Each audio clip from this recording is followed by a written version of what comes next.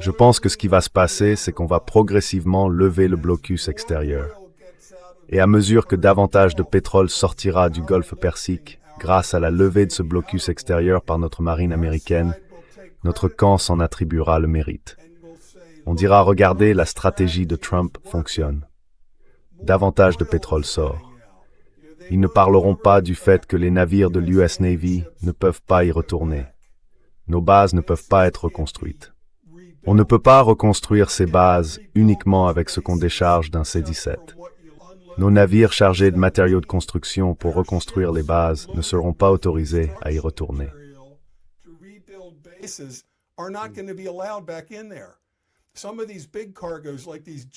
Certains de ces équipements, très volumineux, comme ces immenses stations de liaison montante par satellite, qui font partie du grand radar à longue portée, il faut avoir les deux.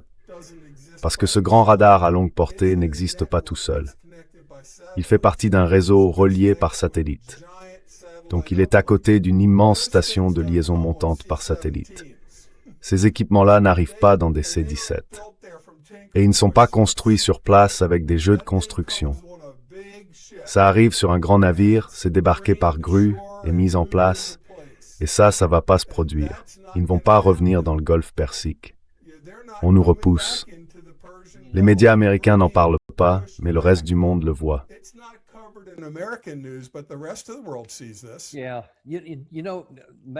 Oui. Vous savez, Matt, si j'ai bien compris, vous n'étiez pas un général 4 étoiles à la retraite dans l'armée américaine. C'est bien ça? C'est exact. D'accord. Alors comment se fait-il que vous voyez cela aussi clairement, alors que ce type-là, qui était un général 4 étoiles en service actif, apparemment le copain de déjeuner de Rebecca Heinrichs, dans la cantine dont vous parliez il y a une minute, pense qu'il faut quand même y retourner à fond?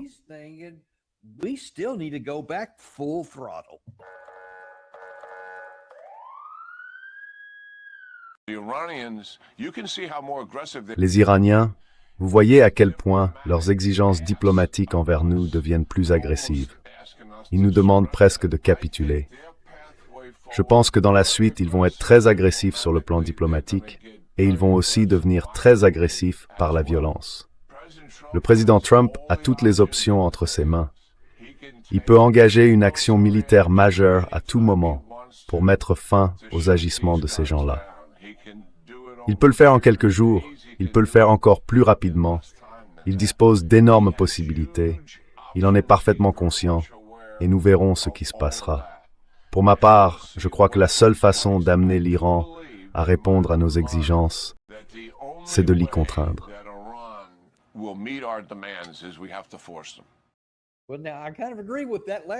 Eh bien, je suis plutôt d'accord avec la dernière partie de ce qu'il a dit. La seule façon pour qu'ils acceptent nos exigences, c'est de les y contraindre. Mais on ne peut pas les y contraindre. Et puis, il y a ce passage étrange, Matt. Il dit, écoutez, toutes les options sont entre les mains du président Trump. Des options énormes. On peut le faire en quelques jours. Mais on a eu 40 jours, puis 13 jours, et ça n'a pas marché. Alors, c'est quoi ce bordel, mec?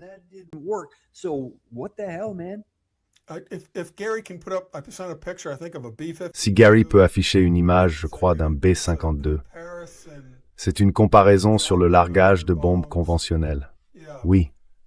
Il est écrit, vous vous souvenez quand nous avons largué 3 fois plus de tonnes de bombes sur le Vietnam, le Laos et le Cambodge que sur l'Allemagne et toute l'Europe occupée pendant la Seconde Guerre mondiale et qu'ensuite nous avons gagné la guerre du Vietnam? Oui. Eh bien non. Donc sur cette carte dans le coin, le Sud-Vietnam, pour lequel nous nous sommes battus pendant la majeure partie d'une décennie, ne fait que la taille de cette zone juste autour du détroit d'Ormuz. Ils peuvent tirer des missiles depuis n'importe quelle partie de l'Iran capable d'atteindre cet arc, ou depuis n'importe laquelle des îles, ou depuis n'importe lequel des États du Golfe, de l'autre côté du Golfe Persique. Pendant la guerre du Vietnam, nous faisions voler ces B-52 d'un bout à l'autre à notre guise. Le Viet Cong au sud n'avait rien qui puisse tirer aussi haut qu'un B-52. Donc, littéralement, j'ai vérifié, il coûte plus de 100 fois moins cher, par kilo d'explosifs puissants, de larguer une bombe conventionnelle depuis un B-52 que de lancer un missile à distance depuis l'extérieur de l'Iran. On a donc pu larguer tout ce tonnage colossal sur le petit Vietnam du Sud, 10 fois moins grand que l'Iran, pendant des années, sans les vaincre. Ils ont continué à acheminer du matériel de guerre par la piste Ho Chi Minh.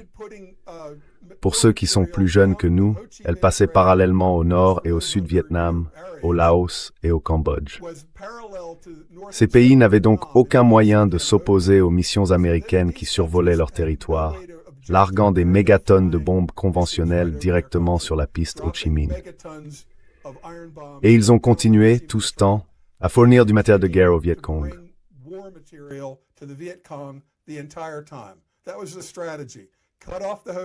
C'était ça la stratégie. Couper la piste Ho Chi Minh. Le Viet Cong finirait par manquer d'RPG, de roquettes B-40 et de tout le reste, de mines. Et alors, nous gagnerions parce qu'ils seraient privés de matériel de guerre. Et on pouvait simplement envoyer des B-52, transformer ça en surface lunaire, avec Arclight, vous savez, du bombardement en tapis, au sens propre. Un cratère rejoignait le cratère suivant, et malgré ça, on n'a pas réussi à les faire capituler. Et l'Iran est 10 fois plus grand. Ils ont une défense aérienne, contrairement au Viet Cong. Même les Nord-Vietnamiens avaient un peu de défense aérienne autour de Hanoï. Donc ils ont bien abattu quelques B-52, évidemment, mais pas assez pour nous arrêter. Ils ne nous ont pas fait abandonner la campagne de bombardement, parce que nous avions des prisonniers de guerre au Hanoi Hilton.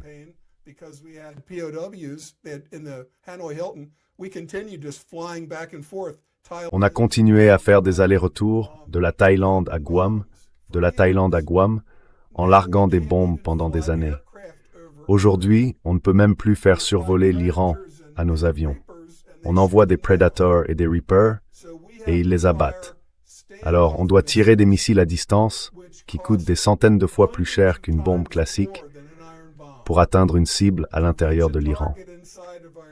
Pensez qu'ils vont abandonner après quelques semaines de bombardement qui, par rapport à ce qu'on a fait au Vietnam, ne sont pratiquement que des piqûres d'épingle. Des piqûres d'épingle. Rien à voir avec le Vietnam. Si vous comptiez le nombre de kilos de véritables charges explosives, qu'est-ce qu'il y a dans un Tomahawk? Environ 100 kilos, quelque chose comme ça, pour l'ogive elle-même. C'est quoi? L'équivalent de 2 bombes de 500 livres larguées par un B-52? Alors qu'on envoyait des B-52 les uns après les autres, jour et nuit, pendant des années.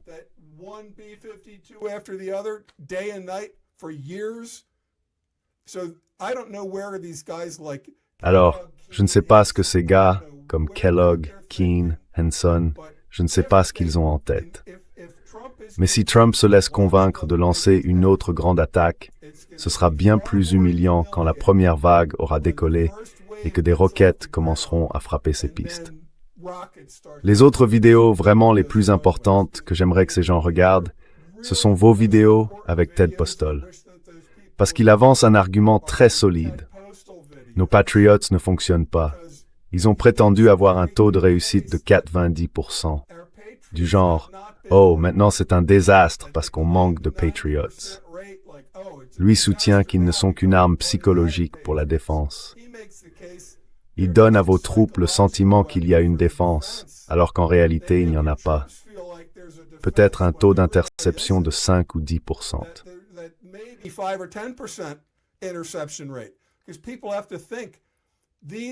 Parce qu'il faut bien comprendre, ces missiles descendent. Et c'est très intéressant, les termes qu'il emploie, 4 km par seconde. Et l'intercepteur, lui, monte à 1,5 km par seconde. Donc, en une seconde, vous franchissez plus de 5 km d'espace, et nous, on n'arrive même pas à faire ça. Et ensuite, les Iraniens ajoutent l'hypersonique. C'est comme un propulseur de rentrée atmosphérique, pour les faire aller plus vite. Ils ont de petites fusées et des aillettes qui permettent à l'ogive de faire des écarts pendant sa descente. Donc même dans ces 5 dernières secondes, si elle fait 2 virages, oubliez l'interception. Et ça, c'est acquis. Ce n'est pas quelque chose sur lequel nous allons les rattraper. Et la raison, c'est, et c'est ma propre analogie, qu'il sera toujours moins cher de tirer une balle que de concevoir une super balle capable d'intercepter une balle en plein vol.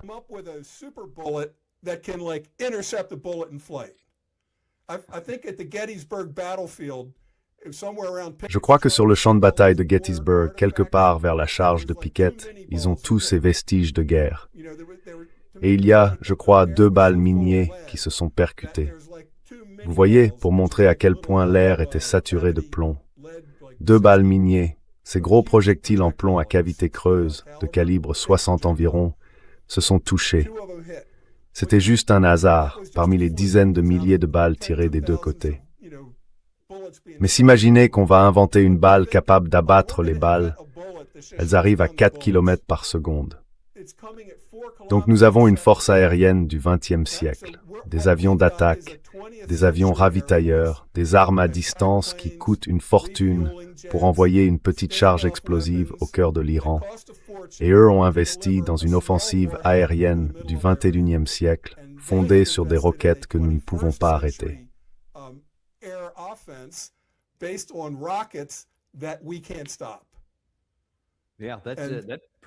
Oui, ça résume assez bien la situation.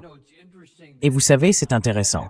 Après avoir vu Keane assis là, dire que oui, on peut tout à fait y retourner, qu'on a toutes les options, qu'on peut le faire en seulement quelques jours.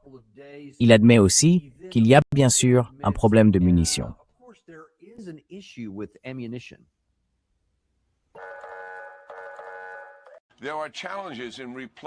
Il y a des difficultés à remplacer les stocks que nous utilisons.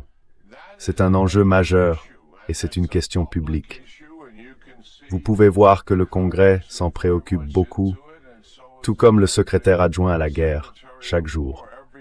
Mais pour ce qui est de mener une guerre avec des armes offensives et de pouvoir nous défendre contre les Iraniens, nous pouvons le faire très efficacement.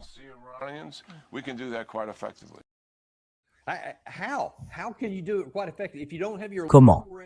Comment pouvez-vous le faire de manière assez efficace si vous n'avez plus vos armes à distance de longue portée parce que vous êtes en train d'en manquer?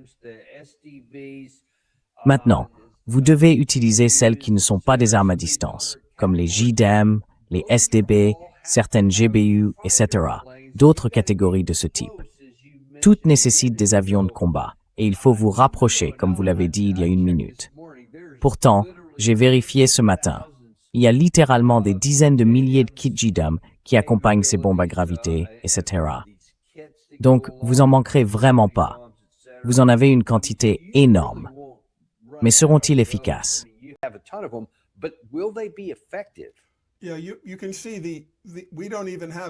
Vous voyez, nous n'avons même pas quelque chose d'aussi performant que ce que les Russes ont développé. Ces bombes planantes. Ils fixent de véritables ailes sur une ancienne bombe soviétique non guidée, ce qui lui permet de parcourir, je crois, environ 20 km. Or, dans la guerre en Ukraine, amener un chasseur à moins de 20 km de l'ennemi, c'est prendre un risque énorme. Donc dans le contexte de la guerre entre l'Ukraine et la Russie, le simple fait qu'ils puissent lancer ces bombes planantes, c'est-à-dire qu'ils puissent rapprocher leurs avions d'attaque à 20 km de l'ennemi, montre qu'ils s'approchent dangereusement près, qu'ils sont même capables de faire voler des avions aussi près de l'Ukraine. Mais l'Iran est immense. L'Iran est gigantesque. Il est aussi grand que 6 États du Colorado. D'accord? Enfin, c'est énorme. C'est plus de 3 fois plus grand que l'Irak. Donc, pour pénétrer jusqu'au centre de l'Iran et y larguer une JDAM, même sans aide de bombes planantes, ce qui peut augmenter un peu sa portée.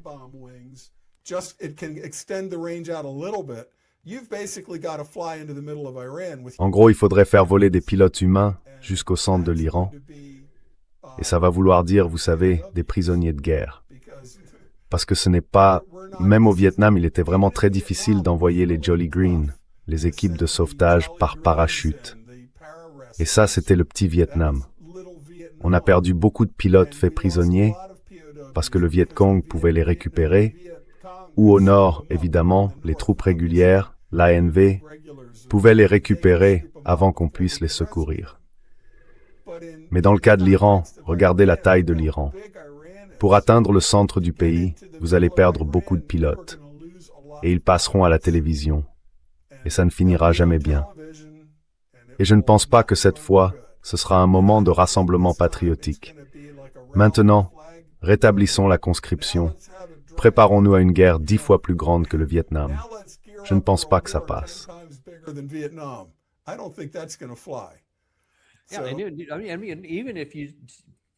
Oui, et même si vous, peu importe, vous décidiez quand même de faire ça, vous n'auriez pas le temps de le faire. Parce que ça prendrait du temps. Parce que pour passer de là où nous en sommes aujourd'hui, c'est-à-dire quasiment immobile, les pieds dans le ciment, à ne serait-ce qu'envisager une mobilisation, et quoi? Vous allez les envoyer dans ces montagnes pour qu'ils meurent en grand nombre. Franchement, je ne vois même pas à quoi ça servirait. Et pendant tout le temps de préparation, ne serait-ce que pour en arriver là, le détroit d'Ormuz est fermé. Et notre économie ne pourra pas survivre à ça.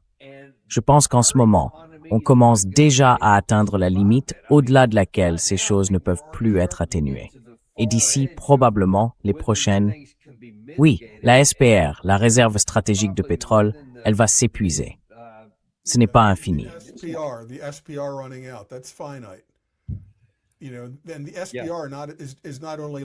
Et la réserve stratégique de pétrole, ce n'est pas seulement quelle quantité de carburant avons-nous pour nos militaires. C'est aussi pendant combien de temps pouvons-nous maintenir artificiellement bas le prix mondial du baril de pétrole en jouant à ce jeu sur le papier. Et une grande partie de cela consiste tout simplement à puiser dans notre réserve stratégique de pétrole pour faire baisser les prix. Eh bien, tout le monde peut surveiller ce niveau et savoir que le temps ne joue pas en leur faveur. Nous sommes coincés dans ce calendrier où les élections de mi-mandat auront lieu dans quelques semaines, enfin dans 1 ou 2 mois. Je veux dire, il reste moins de 10 semaines avant les élections de mi-mandat.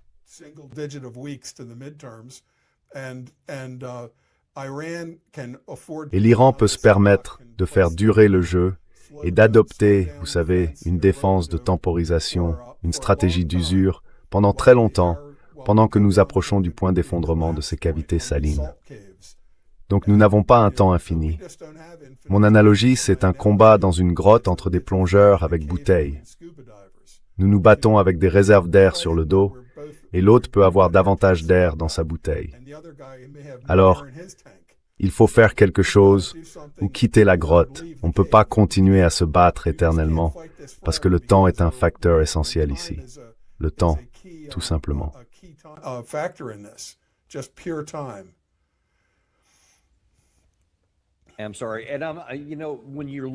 Je suis désolé. Et vous savez, quand on regarde cette question, il ne s'agit même pas seulement du pétrole en tant que tel, ni même des engrais. Mais l'un des problèmes les plus importants, qui est sur le point de commencer à se faire sentir, je vérifiais justement l'une de mes sources, c'est que, dans les semaines à venir, on parle désormais de moins de 10 semaines. Certaines projections indiquent que l'incapacité à fournir suffisamment de carburant d'aviation et de diesel va commencer à avoir des répercussions. Parce que tout le monde a épuisé ses réserves et ses capacités de stockage, qu'il s'agisse de la réserve stratégique de pétrole ou d'autres stocks. Et il va commencer à y avoir un impact majeur sur le carburant d'aviation.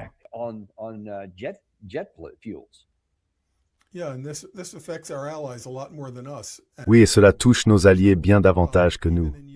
Même en Europe, des choses comme le carburant d'aviation, vous ne pouvez pas simplement en produire parce que vous le voulez. Vous devez l'importer.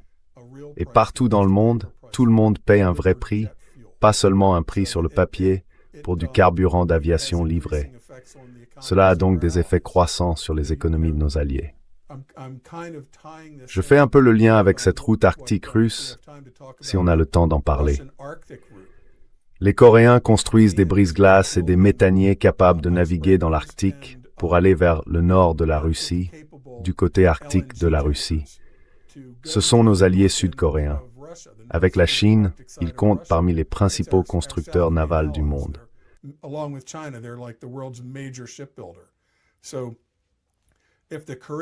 Donc si les Coréens assurent leurs arrières, en construisant des navires pour aller dans l'Arctique russe.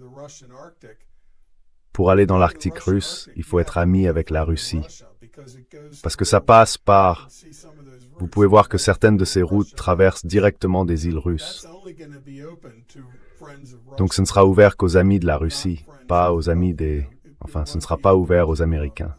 De l'autre côté, cette route rouge, nous n'avons même pas de brise-glace capable d'y faire quoi que ce soit. Les Russes ont ces super brise-glaces. Alors, des pays comme le Japon et la Corée regardent simplement vers l'avenir et font preuve de réalisme.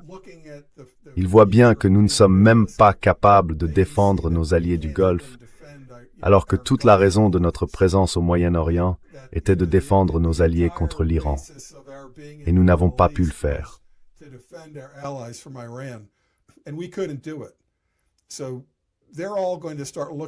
Alors ils vont tous commencer à regarder la Russie et la Chine en se disant, qu'on le veuille ou non, c'est l'équipe qui gagne.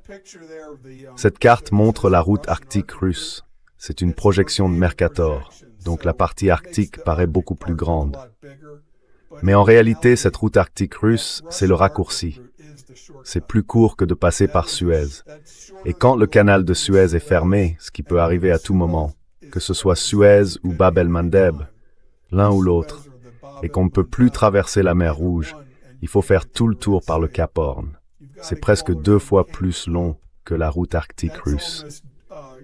Et il y a un autre aspect concernant l'Arctique russe. Maintenant qu'ils ont ces super brise-glaces, ils peuvent exploiter une grande partie de leur gaz, de leur pétrole et de leurs minerais qui étaient restés bloqués là-haut.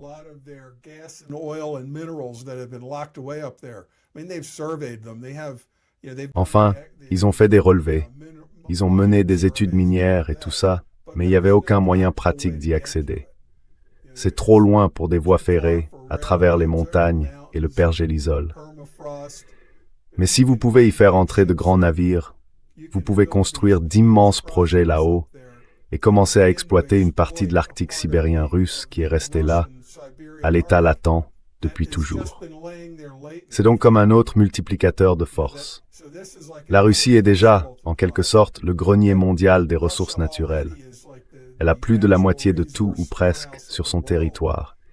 Mais une grande partie était bloquée là-bas, en Sibérie, et d'énormes quantités ne pouvaient pas sortir.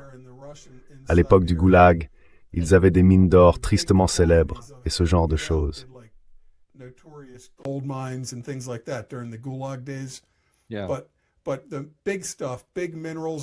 Mais les gros volumes, les grands minerais qui nécessitent de gros cargos vraquiers, ils vont pouvoir les exploiter. Et ce sera un avantage de plus pour eux.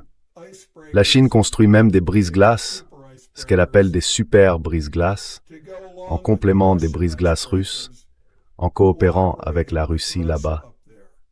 La Corée construit des brise-glaces pour cette région, et elle construit aussi des méthaniers. La plupart des navires ont aujourd'hui une étrave à bulbe, cette partie qui dépasse sous l'eau. Ça les rend plus efficaces, mais évidemment, on ne peut pas utiliser ça dans l'Arctique. Il faut donc construire des navires spéciaux, renforcés pour la glace. Pas des brise-glaces, mais des navires capables de se frayer un chemin à travers ces blocs de glace, disloqués par les brise-glaces.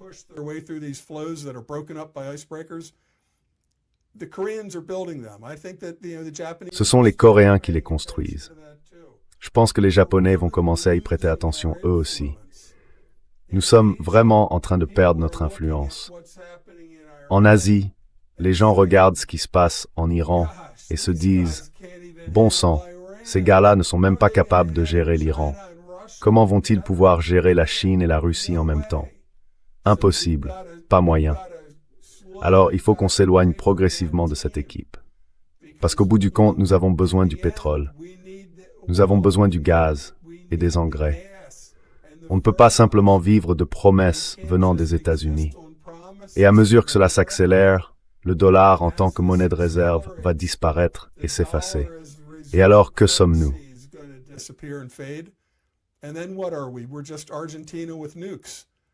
On est juste l'Argentine avec des armes nucléaires. On n'est plus une superpuissance hégémonique. On n'arrive même plus à imposer notre volonté au petit Iran. Enfin, le reste du monde sait ce que ça veut dire. Et vous savez, c'est très paradoxal. l'Iran nous a peut-être rendu un grand service. Dans 10 ans, les historiens regarderont peut-être en arrière et diront « Aussi désastreux qu'ait été ce fiasco de la guerre contre l'Iran, au moins, on a mis la main sur la plaque chauffante et on s'est brûlé. Et personne n'y a pris plaisir. Mais c'était bien mieux que d'entrer en guerre contre la Chine en pensant qu'on pouvait y aller et repousser les Chinois loin de Taïwan. Plus personne ne le croit aujourd'hui. » Oui. Donc on apprend maintenant que Taïwan va commencer à fabriquer des centaines de milliers de drones. Une sorte de défense du port épique, à eux. C'est très pertinent pour la Suisse, pour des pays comme ça. Devenir une cible très difficile à attaquer, difficile à avaler, qui ne vaut pas le coup. Le problème, c'est que Taïwan peut être soumis à un blocus. Il pourrait rendre une invasion chinoise très difficile. C'est environ 20 fois plus grand qu'Okinawa, avec une population largement supérieure à celle d'Okinawa, qui a été notre bataille la plus dure dans le Pacifique pendant la Seconde Guerre mondiale. À côté, Okinawa paraîtrait insignifiant. Ce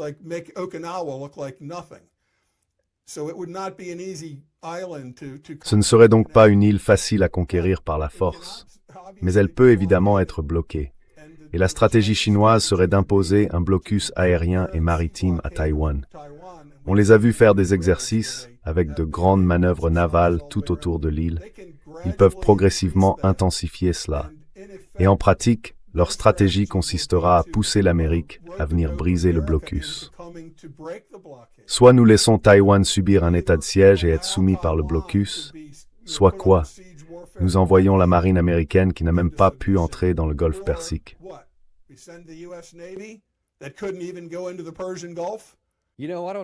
Vous savez, je n'essaie pas de vous convaincre d'acheter de l'or, ni de vous dire comment gérer votre portefeuille d'actions.